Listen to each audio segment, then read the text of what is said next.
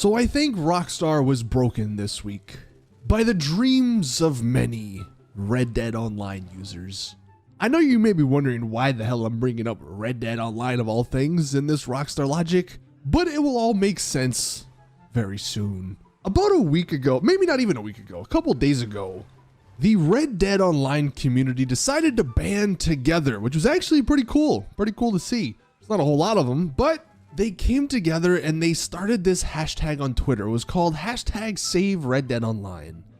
And even like big player, like IGN reported on it, a bunch of other big people, big like publications reported on it. And it was just a plea to Rockstar to just give the game some content. Apparently, I mean, I haven't played Red Dead Online since like the beginning, but I guess Rockstar have done like nothing.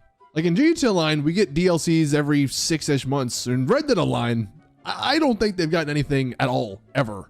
And people were kind of tired of it. So they made this Red Dead Online hashtag. I've seen memes like this. You left me to die. I had no choice, my son.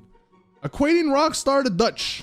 I don't think that's a good thing to be for Rockstar. And apparently all of this together, it broke Rockstar because Rockstar went radio silent. This was so weird. Every Thursday, of course, we get our new event week, and every Thursday for the last like 7 years, we've gotten a newswire with that event week in GTA Online. But this week it was different. This week there was nothing on Thursday. We actually only got the newswire on Friday. And the reason I think is because Rockstar, their PR team, whatever, the one guy who was in the basement that they don't care about, he was broken by this Red Dead Online stuff. And that's why we just didn't get a newswire on Thursday. Maybe this is the turnaround point though for Rockstar. I don't know. Maybe they say, you know what? We actually might start caring about PR. Maybe we get a community manager that interacts with the community. Who knows? But this week for sure, I think Rockstar was a little broken. What's up everyone? Welcome back to another GTA Online Rockstar Logic.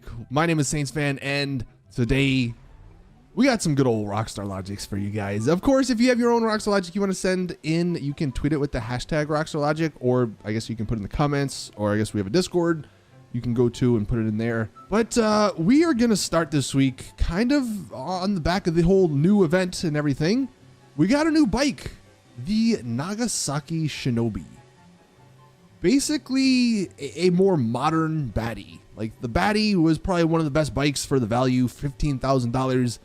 That thing was a beast, and it's been great for the last however many years the game's been out. And I guess this Shinobi was maybe just like a modern, like, hey, we'll just make it better. We'll make an upgraded version of the baddie, basically make it a little faster, blah, blah, blah. But these mother effers put this bike at $2.5 million. Look at this. This is a meme I seen. The freaking Kasaka, the submarine, is cheaper. What do you get with the Shinobi? You get no weapons, only one person, can't float, doesn't store vehicles, doesn't make no money, no Pavel. All the things you get with the Kasaka. You get torpedoes, homing missile launcher, guided missiles, fits the whole lobby. It's literally a submarine. It can store 3 separate vehicles. It can take you to another island. And you have Pavel. Capitan, in what world did they think this bike at $2.5 million was any good? The worst thing is they could have actually justified that price tag if they just had the new Amani tech on it. But no, it doesn't even have that.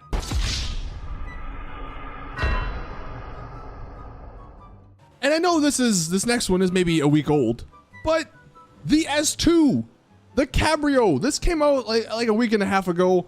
It was the vehicle before this Shinobi. That vehicle was equally as bad. Number one, this S2 Cabrio should have probably only been like maybe just a Benny's upgrade to the S2 we got in the Tuners DLC.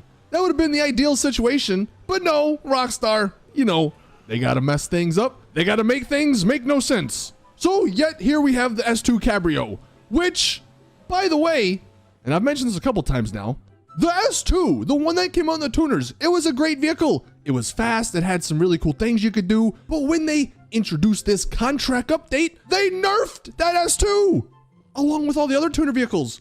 All of those tuner vehicles, including the S2, suck now. I think the top speed is like 120 miles an hour on that S2 when it used to be like 130, 140, 150, 160. It was somewhere up in the very high range. And they nerfed it because they want you to buy this S2 Cabrio. And by the way, the Cabrio is more expensive and you get less. There's less customization. The top speed isn't nearly as high as the original S2's top speed was before the nerf. And the one cool livery that everyone wanted in the S2, which for some reason is still locked, it's on the Cabrio and it's not even finished. One side is completely missing.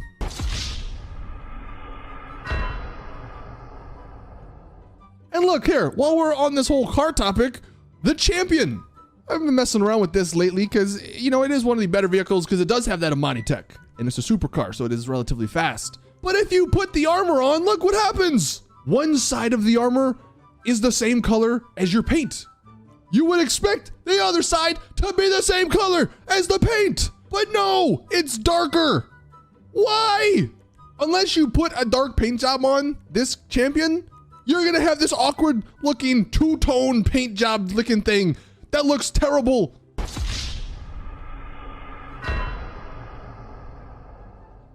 Now, this week in GT Online, we actually have double money on the Payphone missions, and I've been doing a couple, and for the most part, they're great. You can make a ton of money with them. But while I was doing these Payphone hits, I got this one specific one. It was all the way up in Paleto Bay, and the bonus was a little questionable. Now, maybe I am just completely stupid, but what in the hell does this bonus mean? Use a scoped rifle to take out the target with a bulldozer. Am I dumb?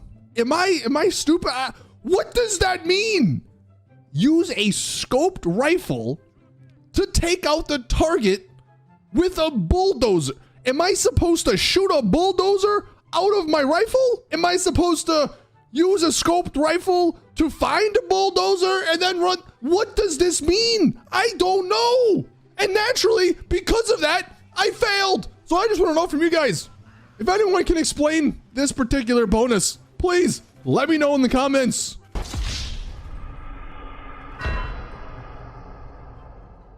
And look, while we're on the topic of these Payphone hits, like I said, they're great. Most of them very easy, very straightforward. But here's another one. This is a clip from Poulet Beduli on Reddit. I'll leave a link to this little clip, I guess, in the description. I don't think I've actually gotten this Payphone hit, which is interesting. But I'd imagine, given what we're seeing here, the bonus is to run the guy's car, I guess, to damage it enough to blow it up to make it look like an accident. But as evident by this clip, I guess that's a lot harder to do than it seems. It's all good though, because I guess in the end, he eventually killed the guy. But here's yet another great display of Rockstar's mission design.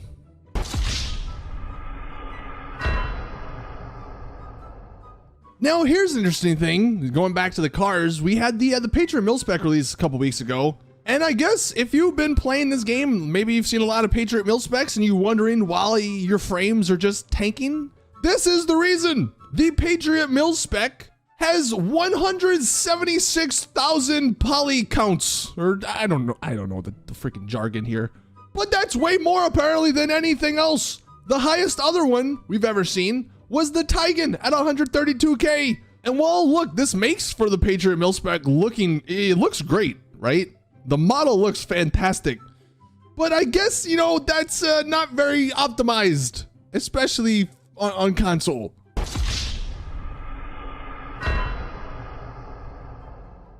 And then finally, we have this final clip. This is from Nate McGowan. This might be the greatest thing I've ever seen. Honest, there are no words to describe what you're about to witness. This man just wants to go to the casino to gamble. That's all he wants to do. But the casino has other plans.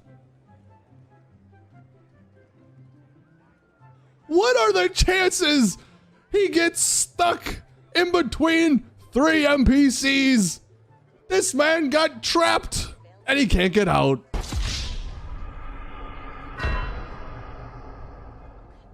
So anyway, that's it for this week's episode. Thank you guys for watching. We actually have one final clip.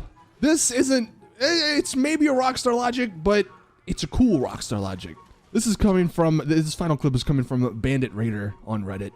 If you have the RC mode on your vehicles, on the new Amani vehicles, and your vehicle gets impounded, well, it's simple. Just have the vehicle drive right back to you. Enjoy this clip. Thank you guys for watching. Please drop the video a like if you did enjoy. Subscribe for more GTA content. And as always, I'll see you all in the next one.